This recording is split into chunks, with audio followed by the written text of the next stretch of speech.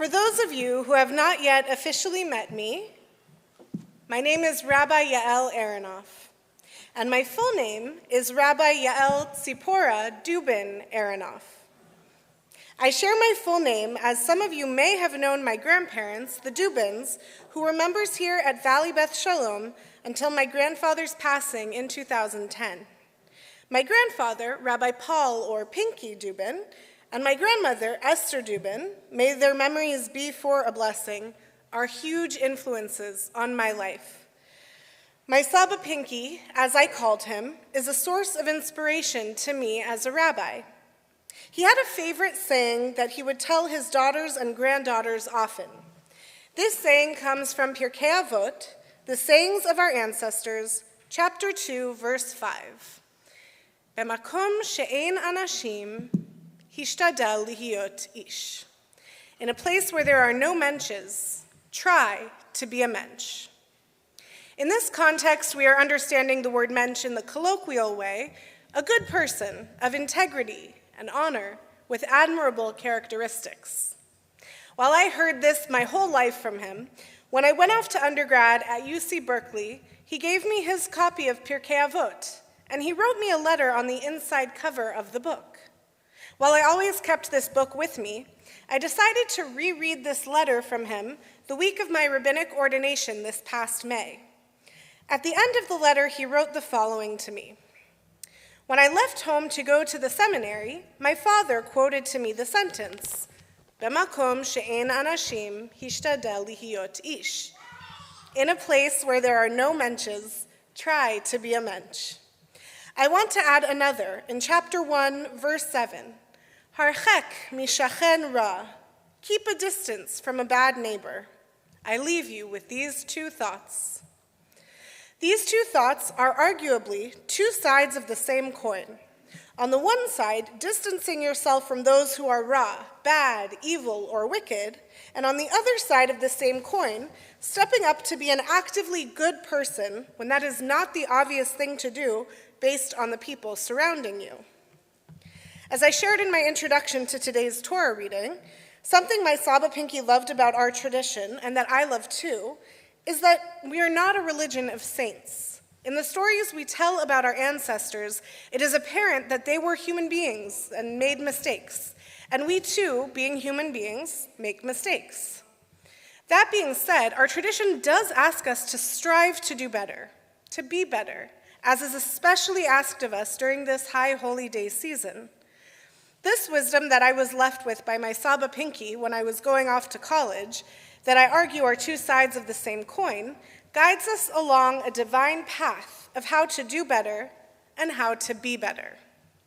By striving to be a mensch in a place where there are no mensches, and by distancing ourselves from bad neighbors, our tradition guides us towards that divine path where we, mere human beings, can elevate ourselves and honor the divine that is present in each one of us.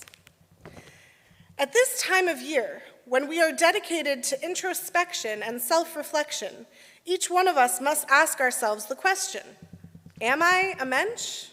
Am I the best I can be? How can I be better? How can I tap in to recognize and uplift the divine within me and honor the divine within you? We have plentiful examples in our tradition of people who were surrounded by indecent people and made the active decision to be a mensch that we can learn from and that can help us with this self-work that we are called upon to do. A well-known person from the Torah who exemplifies this is Noah, or Noach. The first verse of Parashat Noach is, Ele toldot Noach. Noach ish tzadik tamim haya bedorotav, et ha'elohim hitalech Noach. This is the line of Noach. Noach was a righteous, blameless man in his generation. Noach walked with God. Noach, being a mensch who is righteous and blameless, is contrasted with what comes soon thereafter, where we learn, the earth became corrupt before God. The earth was filled with lawlessness. And so, Noach is literally living out the line in Pirkei Avot that my Saba Pinky loved so much.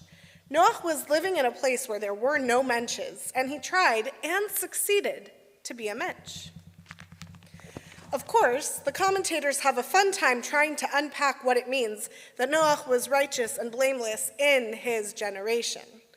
Rashi, the great 11th century French commentator, explains the debate of how to understand this as follows. Some of our rabbis explain it to Noach's credit. He was righteous even in his generation. It follows that had he lived in a generation of righteous people, he would have been even more righteous, owing to the force of good example. Others, however, explain it to Noach's discredit.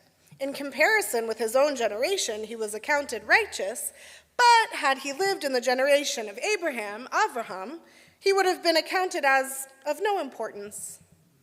So the question arises, what's harder, being a mensch when there are no mensches around you, or being a mensch when you are surrounded by mensches? Pirkei Avot stresses the importance of staying away from a bad neighbor.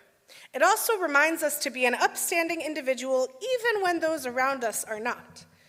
Thus, it may very well be harder to be a mensch when there are no others around. Whatever one's answer is to this question, it is clear that Noach lived out the line in Pirkei Avot, that in a place where there were no mensches, he was able to maintain his integrity. And to my sensibilities, and to the point of the lesson from Pirkei Avot that my Saba Pinky valued so highly, that could only be to Noach's credit, allowing Noach to be in touch with the divine that was present in him. Another, less discussed instance in the Torah where a person lives out this lesson from Pirkei Avot is found in the Torah portion of Korach. This parasha is about the rebellion against Moses and Aaron, Moshe and Aharon, that was led by Korach. At the start of the Torah portion, we are introduced to the people who led this rebellion along with Korach. There were Datan and Aviram, and there was a man named On. Notably, this is the only time On is mentioned. The rabbis of the Talmud in Tractate Sanhedrin, page 109b, interpret this to mean that On, through the encouragement and planning of his wife, sat in mourning for being a part of the start of this rebellion, repented, and was spared the fate of Korach and Korach's followers who were swallowed up by the earth. On's example brings another layer to the straightforward menschlichkeit of Noach. Noach was a mensch from the start, even throughout the lawlessness of his generation. On starts off his story by going along with the not-so-great people he was surrounded by, namely Korach, Datan, and Aviram. He then does something remarkable. With the help of his wife, and admits that he was wrong to be a part of this rebellion. He does not join Korach, Datan, and Aviram to see this rebellion through. On is an example of both teshuvah, repentance and returning to the right path, which is what this season is all about, and doing so even when he has been in bad company. And so, On embodies our two pieces of wisdom from Pirkei Avot and shows both the human nature of our ancestors as well as our ability to do teshuvah and change for the better. On is thereby able to return to the divine path, allowing him to embrace the divine that is present within each one of us. And we can learn from On's example that through the process of teshuvah, change is possible in our lives too. From the examples we get from Noach to On in the Torah, to the rabbis of the Mishnah who bring us the Pirkei Avot line reminding us to be a mensch, to my Saba Pinky who uplifted that line, we as a people seem to need this reminder over and over. This begs the question, why is it so hard to be a mensch? We are being asked to think in a certain way about the normalized level of societal evil. Pirkei Avot was written after the destruction of the temple, when we as a people found ourselves thrown together in a new way. In this moment, the rabbis knew that we needed to find a degree of forgiveness, compassion, and empathy to build our community anew. Today, we who are gathered here live as Jews in a very particular American culture. In a recent conversation held here at VBS between Rabbi Leibovitz and Rabbi Elliot Dorff, the question came up as to whether our American identities and our Jewish identities are at odds with one another. While in very many ways, Rabbi Dorff explained that these two identities can support each other well, there is a difference that is significant. While as Jews, we place an emphasis on community, as in our need for a minyan of 10 people in order to pray certain prayers and in order to do certain life cycle rituals, as Americans, we place an emphasis on the individual, as in the importance of individual rights. While I am grateful to live in a society that does value individual rights, there is a danger of people in our American culture taking it to an extreme and thinking only of themselves. When things become me, me, me, it's easy to forget that we are surrounded by other people who are just as important as that me. And so cruelties can arise from little to big, along with a level of coarseness and verbal as well as physical violence in our culture. And Pirkei Avot and my Saba Pinky come along to remind us that just when we're about to lose it and join in on that societal me-me-me-ness, we take a breath and we remember that whoever we're about to lose it at is another person with a soul. In a place where there is no humanity, we are asked to be the one who brings empathy. Once we are able to do that, and not stoop to the level of me-me-me-ness that we are surrounded by, how can we live out this wisdom from Pirkei Avot and what we learn from our Torah and Talmud in a positive way? What does it mean to be a Mensch in practical terms in the year 2024 and in this new Jewish year of 5785? One way to strive to be a Mensch is for a person to try to be understanding of the differences we all have from person to person and from one group of people to another group of people. A practical example of this is for those of us who are neurotypical to try to be understanding of the differences of those of us who are neurodivergent. Before attending rabbinical school and becoming a rabbi, I worked in theater. During this time, I worked for several years with an inspirational organization here in Los Angeles that remains close to my heart called the Miracle Project. It is a fully inclusive theater, film, and expressive arts program focused on building communication, self-esteem, job, and social skills for individuals with autism and all abilities, speaking and non-speaking. I learned so much from working with the Miracle Project, especially how much of our society is set up for people who are neurotypical, and the need to advocate for visibility and accessibility of people who are neurodivergent. What I mean by visibility is that we were working with amazingly talented neurodivergent actors right here in Los Angeles, and yet over and over again, we were seeing neurotypical actors being cast in roles portraying neurodivergent characters. And so, through my work at the Miracle Project, I was able to advocate, for example, for an actor with autism to be able to audition for the role of a character with autism. One day, we did a focus group with 10 television executives and asked several questions pertaining to the casting of neurodivergent actors for neurodivergent roles. 9 of the 10 TV execs were fairly firm that they were not open to considering it because they felt that neurodivergent actors would not be able to handle the work on their sets. But 1 of the 10 was open and interested in casting neurodivergent actors to play neurodivergent roles. All we need is 1, I told my colleagues. And I believe that in that moment of openness to hearing what we had to offer, that TV exec had her Mensch moment. In the years I worked there, through the guidance of the founder of the Miracle Project, Elaine Hall, several neurodivergent actors from the Miracle Project were cast in neurodivergent roles on television shows, such as Netflix's Atypical and ABC's The Good Doctor. I also mentioned the need for more accessibility. There are so many facets of life that this is applicable for in terms of making society more accessible for people who are neurodivergent that I learned from working at the Miracle Project. And this learning continues even after I no longer work there and am now a rabbi. For example, one of the parents of one of the people I worked with at the Miracle Project is an author named Tom Fieldsmeyer. He recently wrote an article in the Wall Street Journal about going to a concert at the Hollywood Bowl and sitting near a boy who was maybe 8 or 9 years old who, it appeared to Fieldsmeyer, had autism. Fieldsmeyer watched both the concert and the boy watching the concert in delight, as the boy accompanied the concert with his own spontaneous, beautiful sounds, every now and then responding to the music with exuberance and abandon, chirping, shrieking, cooing. In this article, penned as a letter to the boy, Fieldsmeyer writes, "I observed an audience member sitting near you get up to approach an usher who then strode up the aisle. Shortly after that, you and your party made a quick exit.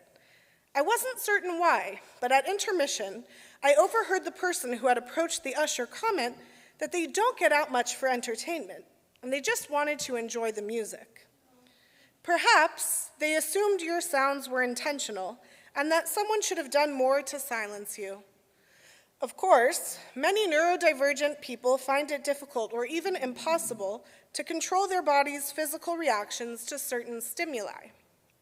Fieldsmeyer concludes with the following words, "I hope more people can come to understand that the most sublime moments don't always come in the package you were expecting when you purchased those pricey tickets. Sometimes they look like a little boy just taking it all in." In this example, of course, Fieldsmeyer is a Mensch, distancing himself from his bad seat neighbors at the Hollywood Bowl. Though one cannot assume that a parent of a person with autism would automatically show compassion in this situation, Fieldsmeyer certainly did and acted with integrity. We can all learn from Fieldsmeyer's example. I want to add that we here at Valley Beth Shalom have the opportunity to be a part of the solution to making Jewish life accessible for our neurodivergent population.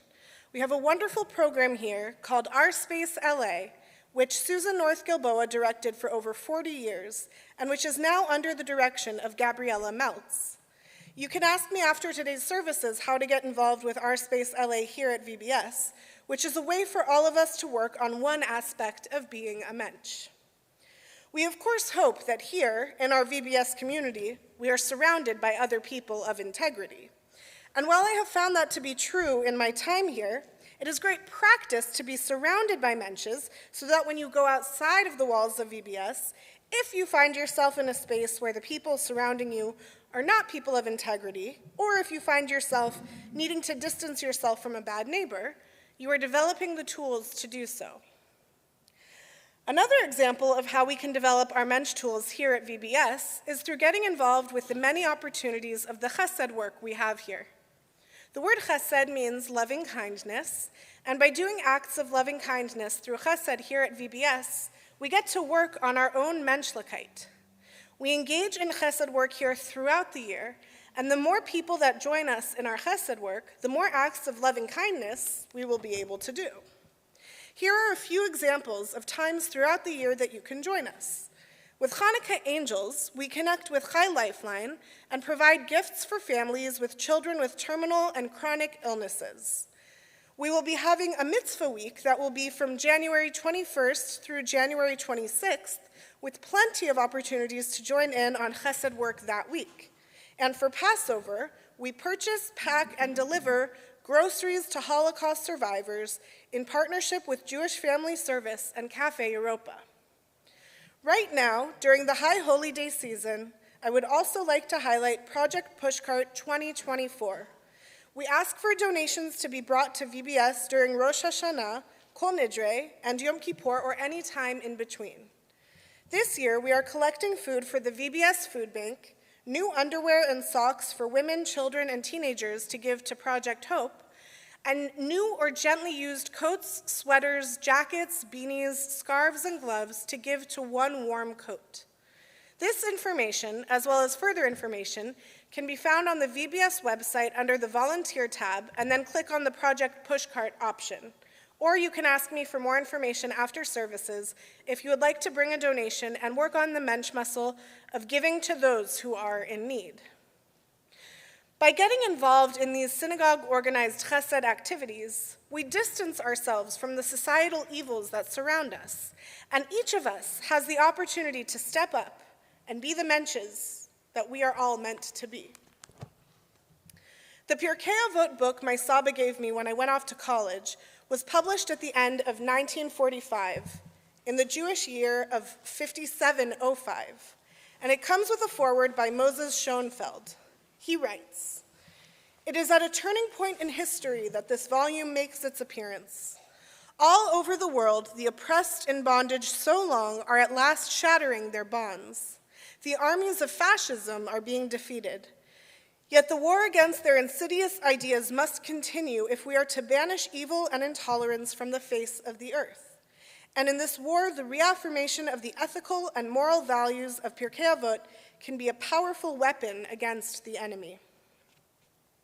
These are compelling words to read in the year 2024 and in the year 5785. While we are fighting a very different fight today, it seems, as our tradition knows very well, that in every generation, forces rise up against us. They rise up against us, the Jewish people, and they rise up against morality. It is crucial that we remember the words of Pirkei Avot that my Saba Pinky so often quoted. Today, though it makes me sad to say it, it is easy to be surrounded by evil, and technology and social media make it all the more in our faces on a daily basis. To distance ourselves from evil neighbors, be they near or far in physical proximity, and to prioritize striving to be a mensch, even when we find ourselves the only ones trying to do so, is vital for the survival of the Jewish people and for moral people everywhere. And by following this wisdom of Pirkei Avot, we have the great opportunity to elevate ourselves and honor the divine that is present in each one of us. The task is a great one. And to my VBS community, I believe we are up to the challenge. Shana Tova.